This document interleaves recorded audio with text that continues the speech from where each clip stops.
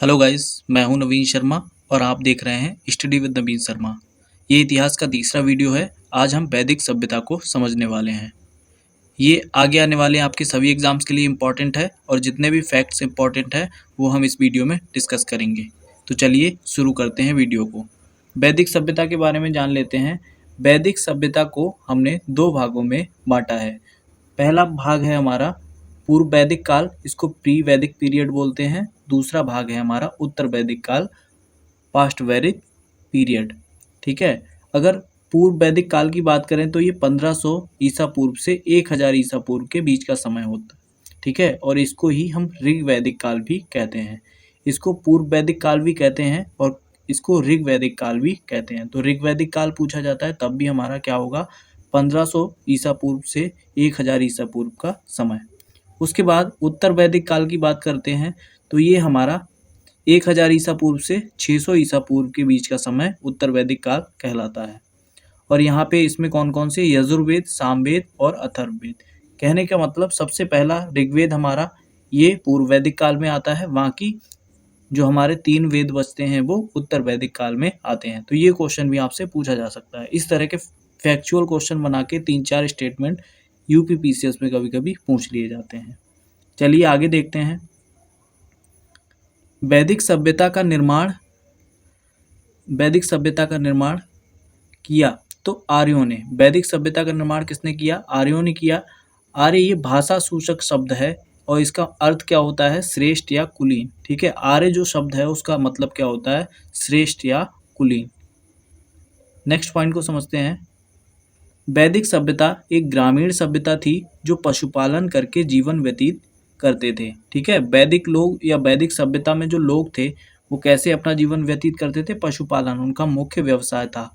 Max Muller Germany के अनुसार आर्य मध्य Asia के निवासी थे। जो आर्य लोग थे वो मध्य एशिया के निवासी थे। अब मध्य एशिया में कहाँ? तो इसके बारे में हमें मध्य एशिया से जानकारी किससे मिलती है? बोग जकोई या कस्सी अभिलेख से ये जानकारी हमें मिलती है। और ये अभिलेख हैं कहाँ के? तो ये ईरान के हैं। और ईरान कहाँ है? तो एशिया माइनर क्षेत्र या मध्य एशिया का जो क्षेत्र है वहाँ के वोग जकोई और कस्सी अभिलेख से हमें ये जानकारी प्राप्त होती है। ये अभिलेख कितना पुराना है? तो 1400 ईसा पूर्व का ये अभिलेख है। इसके बाद यहाँ से ये जो अभिलेख हैं इनसे 4 देवताओं के बारे में हमें पता लगा है। कौन कौन से? इंद्र, वरुण, मित्र और नासत्य। और इन 4 देवताओं के बारे में इन अभिलेखों से पता होने की वजह से ही हम ये कह सकते हैं कि हमें मध्य एशिया या एशिया माइनर क्षेत्र से इस सभ्यता के बारे में, वैदिक सभ्यता के बारे में पता लगता है। नेक्स्ट पॉइंट को देखते हैं। अब इस सभ्यता के बारे में अलग अलग लोगों ने अलग अलग विचार दिए। बाल गंगाधर तिलक ने कहा कि ये उत्तरी ध्रुव के निवासी हैं। कौन? आर्य लोग। और दयानंद सरस्वती ने कहा है कि आर्य जो हैं वो तिब्बत के निवासी हैं। इसके बाद आर्यों की भाषा संस्कृत है, क्योंकि ऋग्वेद में भी ज़्यादातर संस्कृत का ही उपयोग किया गया है। उसके बाद आर्य समाज 5 भागों में विभक्त था। ठीक है। कितने भागों में? 5 भागों में विभक्त था। ये देख लेते हैं कौन कौन से थे। पहला होता है राष्ट्र और इसका प्रमुख होता है राजा। दूसरा जन, इसका प्रमुख जनपति होता है। तीसरा विश, इसका प्रमुख विशपति। और चौथा ग्राम, इसका प्रमुख ग्रामणी होता है। और 5वां कुल और इसका प्रमुख होता है कुल। तो ये याद रखेंगे, 5 भागों में विभक्त थी ये सभ्यता, वैदिक सभ्यता हमारी। और इनके प्रमुख उसी के नाम से हैं। राष्ट्र का राजा होता था, जन का जनपति, विश का विशपति और ग्राम का ग्रामणी और कुल का कुलप। नेक्स्ट पॉइंट को देखते हैं। ऋग्वैदिक कालीन नदियों के नाम। सबसे इम्पोर्टेंट जो सेक्शन है वो यही है। यहाँ से क्वेश्चन पूछा जाता है और काफ़ी एग्जाम्स में पहले भी पूछा गया है।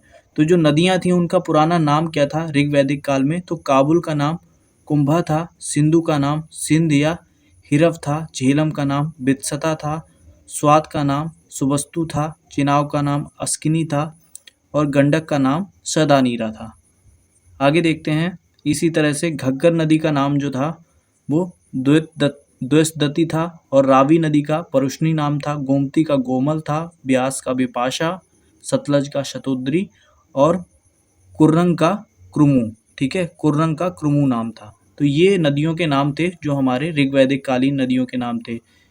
आप पॉज करके दोबारा से देख सकते हैं। आगे देखते हैं नेक्स्ट पॉइंट को, ऋग्वैदिक कालीन समाज की विशेषताएं। तो यहाँ पे कौन कौन सी विशेषताएं थी समाज की, और यहाँ से क्वेश्चन भी पूछ लिया जाता है। समाज पितृसत्तात्मक था। भाषा कैसी थी, संस्कृत, आगे पिछले भी देख चुके हैं हम। और प्रमुख देवता कौन थे, तो इंद्र, इंद्र की पूजा करते थे ये लोग। उत्तर वैदिक काल प्रजापति, अगर उत्तर वैदिक काल की बात कर लेते हैं तो प्रमुख देवता कौन हो जाते हैं, प्रजापति। बख्शीश, ये क्या खाते थे, तो शाकाहारी और मांसाहारी दोनों तरह के थे। उसके बाद गाय को अघन्या कहा गया है, जिसकी हत्या ना की जा सके या जो वध योग्य नहीं है, उसको अघन्या कहा गया है गाय को। उसके बाद गरु स्थल धन्य था, ठीक है, समुद्र पारावत और जौ का नाम यव, तो ये क्या थे, नाम थे।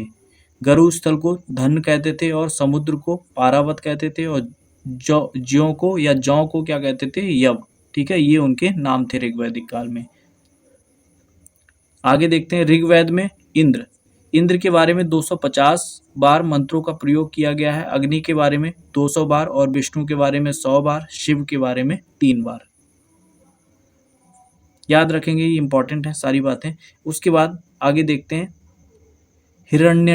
हिरण्यवी, ये सिंधु नदी 55 बार, सिंधु नदी का हिरण्यवी इसका नाम है, जो ऋग्वैदिक नाम है, और इसका उल्लेख 55 बार हमें ऋग्वेद में मिलता है। यमुना का उल्लेख 3 बार मिलता है और गंगा का 1 बार।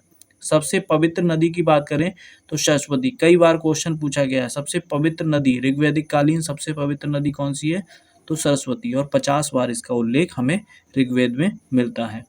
आगे देखते हैं वैदिक साहित्य। तो वैदिक साहित्य के बारे में सबसे पहले आते हैं उपनिषद या वेदांत।